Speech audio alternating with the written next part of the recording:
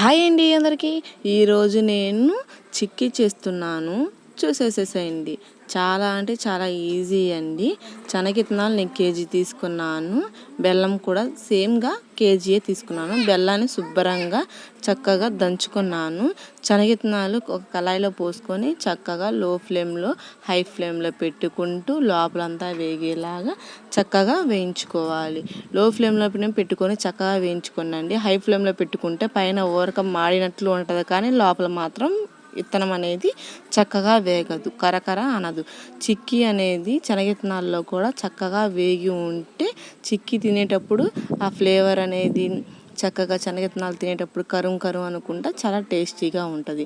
ఒక పక్క శనగిత్తనాలు ఎంచుతూ ఉన్నాను, ఒక పక్క ఏమో లో ఫ్లేమ్లో పెట్టుకొని బెల్లం కరిగించుకుంటూ ఉన్నాను. పాకం వచ్చిందేమోనని జస్ట్ చూస్తున్నాను. ఒక గిన్నెలో వాటర్ పోసేసుకొని చక్కగా ఇలా ఉండయింది.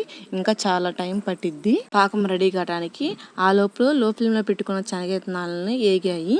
ఇంకా అవి ఒక చాట్లో వేసేసుకొని చక్కగా పప్పు గుత్తి తీసుకొని చక్కగా కదుపుతూ ఉంటే శనగిత్తనం అనేది చక్కగా రెండు వక్కలు అవుతుంది.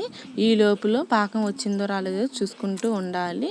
ఇలా ఒక గిన్నెలో వేసుకొని వాటర్ ఇలా అనుకుంటూ ఉంటుంటే ఉండవుతుంది, గట్టిగా ఉండవుతుంది. కానీ అది గట్టిగా ఉండవకుండా ఇంకా కొంచెం కట్ అవ్వాలి, ఇట్లా ఇరగదీస్తే ఇరిగిపోవాలి. అప్పుడు పాకం కరెక్ట్గా వచ్చినట్లండి. చూడండి, ఇలా నురుగుగా రంగు మాత్రం చాలా చేంజ్ అవుతూ ఉంటుంది. మీరే చూసేసేయండి. ఇలా కొంచెం మళ్ళీ ఒకసారి వేసుకొని చూసుకుంటే ఇంకా కొంచెం ఒక 10 minutes అలా ఉంటే వచ్చేస్తుంది, దగ్గర పడింది పాకం అనేది. మళ్ళీ హై ఫ్లేమ్లో కొంచెం లో ఫ్లేమ్లో కొంచెం పెట్టుకుంటూ కదుపుకుంటూ చిటికెడు నెయ్యి కూడా వేసేసుకోండి. శనగిత్తనాలు అన్ని పాకం అంతా వేసిన తర్వాత మన పప్పు చెక్క అనేది ఏంటంటే చిక్కీ అనేది దాంట్లో వేసుకుంటాం కదా, అప్పుడు బెల్లం అనేది కరిగిపోతూ ఉంటుంది. అందుకని చిటికెడు సోడా ఉప్పు వేసుకోండి.